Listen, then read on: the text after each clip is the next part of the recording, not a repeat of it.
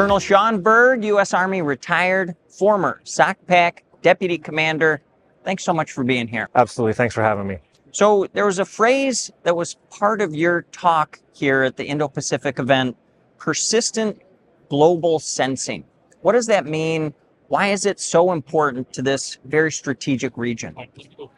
When you're talking about the Indo-Pacific, which is 52% of the planet, 60% of the world's population, 7 of the 8 largest armies on the planet, and the supermajority of everybody's economic, even the European Union, 60% of all of their economic prosperity passes through this region. The ability to sense, understand, manipulate in some cases, or control and have awareness of people, places, things, technology, monetary, and industrial capability, the person, entity, or state that controls that and has control of that has control of the planet. And that we have seen that shift in the post-World War II power dynamic that is in the parlance of the last 3 commanders of Indo-PACOM, the free and open Indo-Pacific.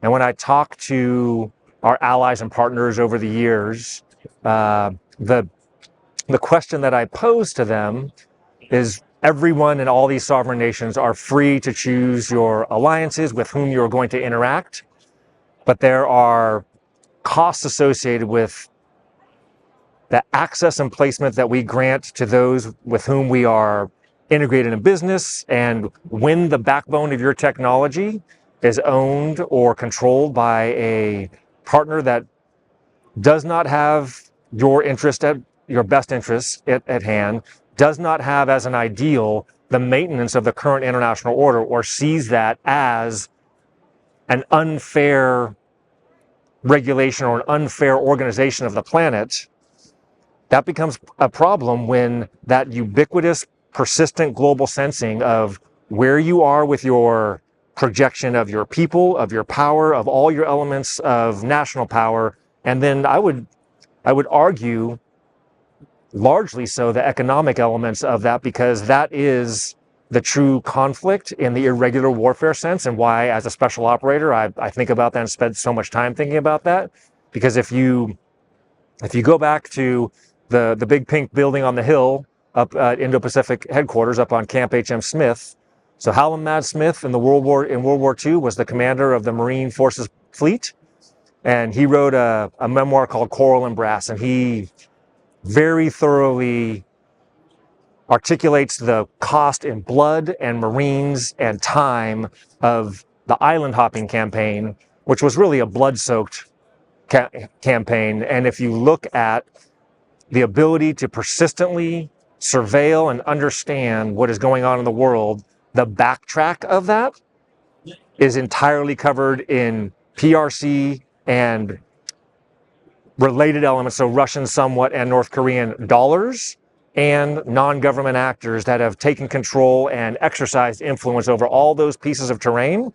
And for better or for worse, there are no more pieces of terrain in the Pacific since World War II.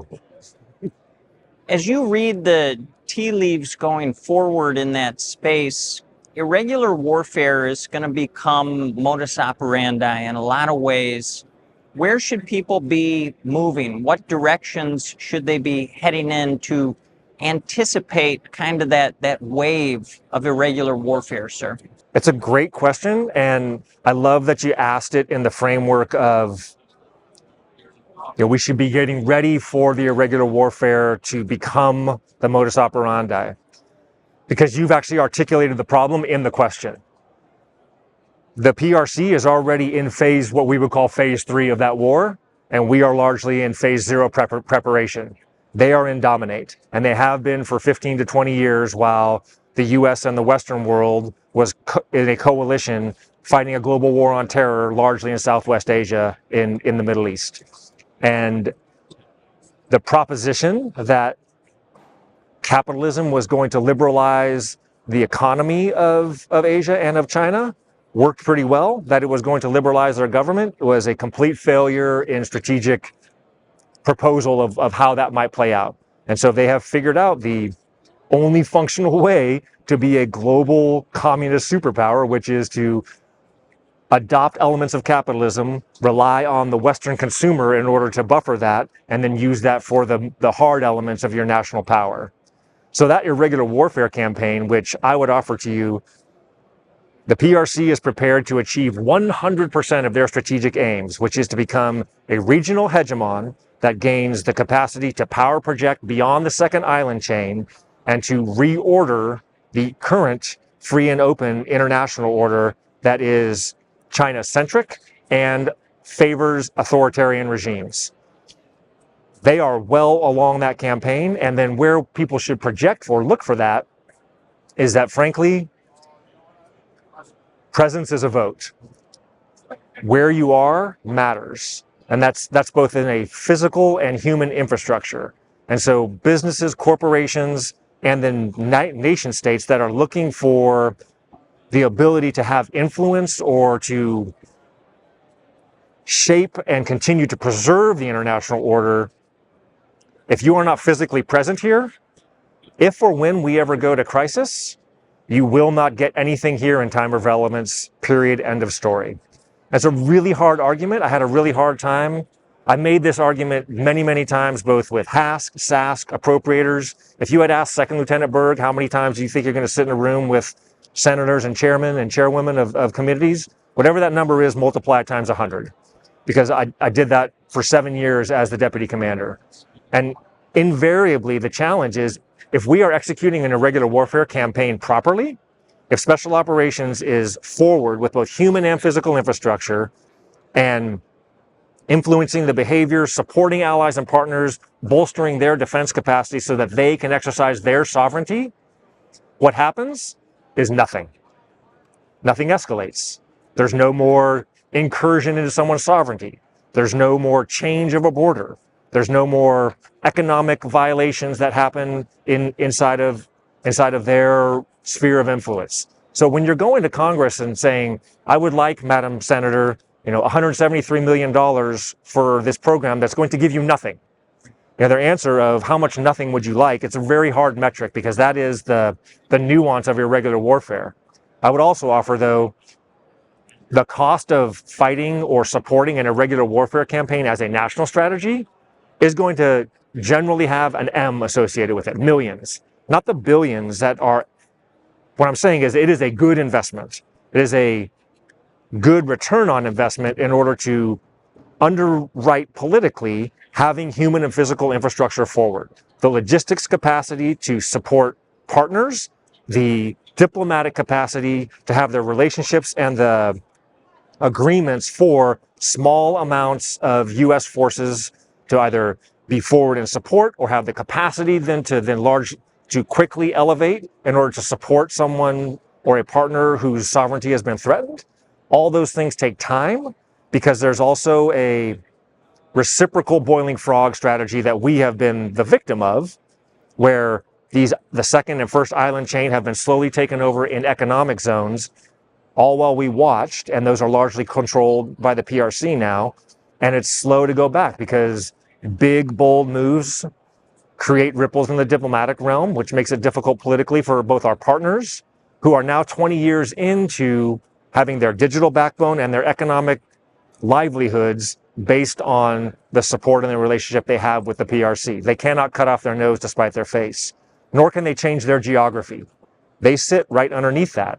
And so it's unrealistic for us to ask them of that, but it is very realistic for our military and political leadership with the backing of corporate partners that are looking at not just responding to a already dropped contract that says here's a requirement, recognizing the need for platforms that are not proprietary to your own company. They need to be interchangeable. They need to be expandable. They need to be able to move, because 6 months into applying or integrating any kind of technology, it's going to be outmoded. And the PRC does not have a great entrepreneurial spirit. What they do is steal all of our stuff, and what they can do is scale very, very well. The capacity for corporate partners to invest in that R&D and put out platforms that Ideally, their shareholders probably wouldn't, they would like it to be proprietary so that they continue to get on that contract. That is not going to be the way forward. It's got to be interchangeable, joint, serviceable, which, that is the hallmark of SOF. We're the truly joint force. We are truly purple.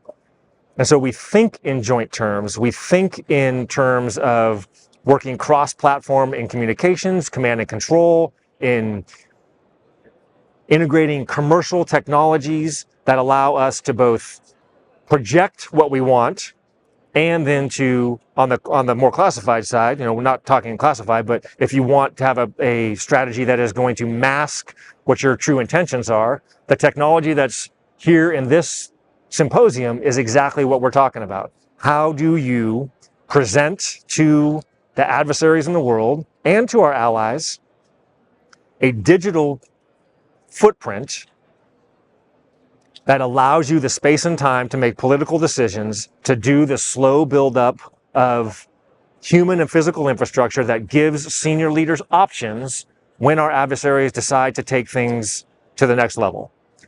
Data strikes me, Colonel, as one of the real areas of opportunity there, but it also seems like a very significant challenge. I compare it to a tightrope. For years here, at this event in particular, people have talked about things like mission partner environments, Right. The way that we're sharing data with strategic partners and allies, and how that needs to be more effective across the Department of War, but also across that entire international ecosystem. But on the other side, you've got data, metadata in particular, betraying intent in a lot of ways, which is like a risk for that future irregular warfare style set of campaigns. How do you walk that tightrope today? It's a really fascinating question because there was a paradigm shift in the mid 2010s. Up to that point, companies spent a large percent of their data and storage budget figuring out what data they would keep. And it was someone's job to go in and figure, we're going to keep these files, we're not going to keep these files, and they would delete them out because it costs to serve data, to store data. About 2012, 2013, data essentially became free. It costs more to have a human take a few seconds and send an electrical pulse to delete the data than it does to just keep the data. So all the data on the planet, basically, since 2013 is harvested and still exists. And as you said, that metadata, that's when ad tech became a thing.